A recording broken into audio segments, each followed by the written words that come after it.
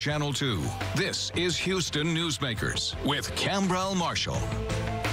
Good morning. Welcome to Houston Newsmakers. Have you noticed that the level of vitriol in politics has reached levels that seem higher than ever, and none of us can escape it? Mail is slow, politics. The start of school during a pandemic, politics. The health experts' suggestions for how to deal with the pandemic, politics. Funding for police, state politics, interjecting into local politics. It goes on and on.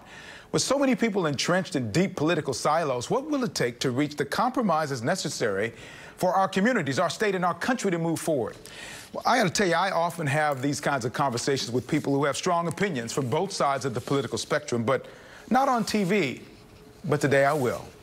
Republican State Senator Paul Bettencourt has been in the Senate since 2014. He was Harris County tax assessor collector for 10 years, is not known for being shy about positions that he can take from time to time. Thank you, Senator, for being with me this morning. What do you think is your answer to getting past the political divide that seems to be deeper and deeper than ever?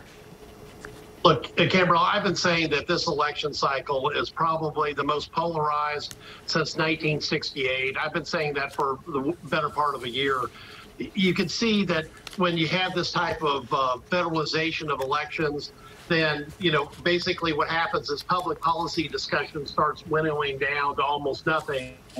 And that's really the environment we're in. If you look at 68, take out the Vietnam War, put in the COVID pandemic, it's about the same level of froth. And we're just going to have to get past it because we've got real things to talk about. And my motto is, what gets measured gets fixed. And in fact, actually, they're having that discussion about the post office today in hearings where we're finding out the actual numbers so people can be making a good public policy decision as opposed to just having a debate based on hot air. Well, you know what? That's part of the issue, though. How do we get past that? Because there are these different silos of people get entrenched in their own opinion. They're really not able to hear the other side of the argument. How do you get beyond that? You deal with that on a regular basis. You in Senate, you deal with people on the other side of the aisle. What's the process that you use to get through and have a conversation that you can actually talk about the issues and not talk at each other about the issues?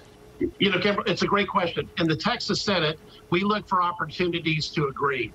And for example, we've been having a real problem with bail reform that's gone too far, where I think Andy Kahn from Crime Stoppers has been on to talk about, almost 60 alleged murders that occurred from people that have been out on either personal reconnaissance bonds or low dollar bonds.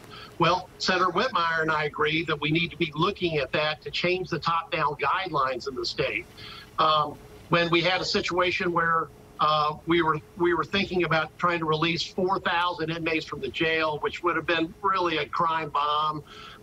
You saw that there was constables of both political parties, the police chief, the district attorney, and the El Senator, to quote your introduction, and we were all on the same side of that issue. So what you have to do is recognize the obvious, look for good public policy, and not be afraid to say the same things that other people across the aisle are saying just because they happen to be true.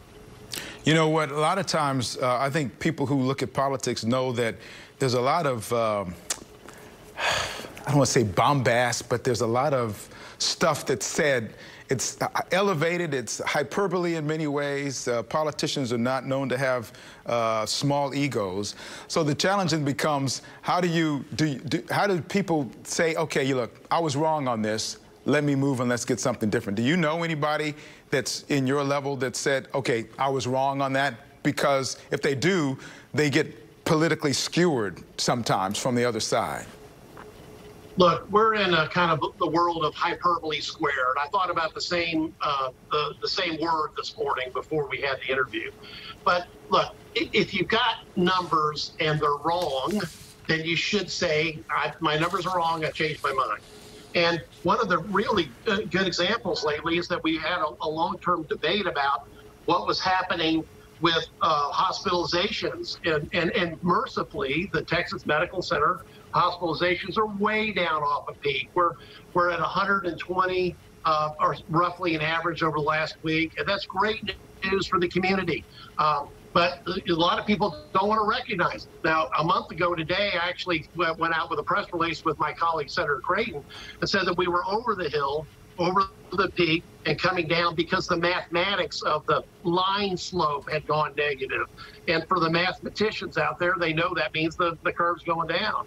And the hospital CEOs recognized it. So we just have to stick with what is actual fact. And I know in a frothy political year, and and my side is just as into this as others. Yes, there are people that will get out and really stretch that hyperbole line out as far as they can.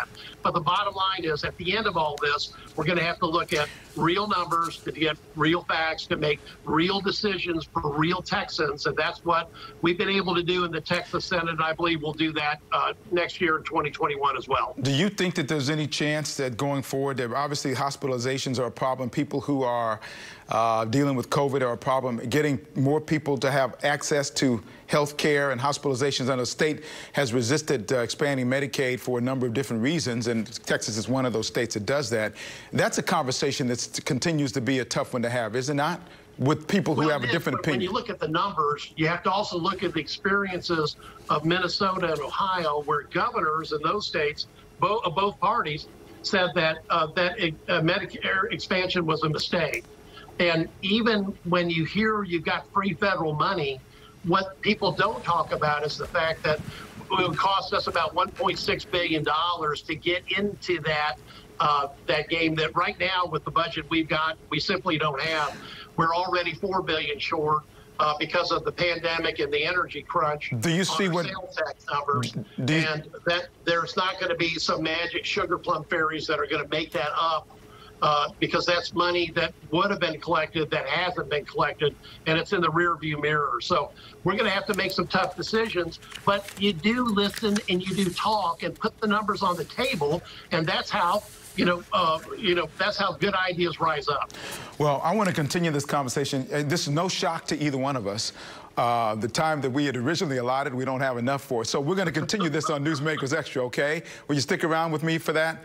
I'm with you all till the end of the line. Thank you, sir. Thank you, sir. We're going to do that. Newsmakers Extra, we'll do that coming up. It'll be on click2houston.com. Thank you, Senator Bettencourt. Appreciate you so much.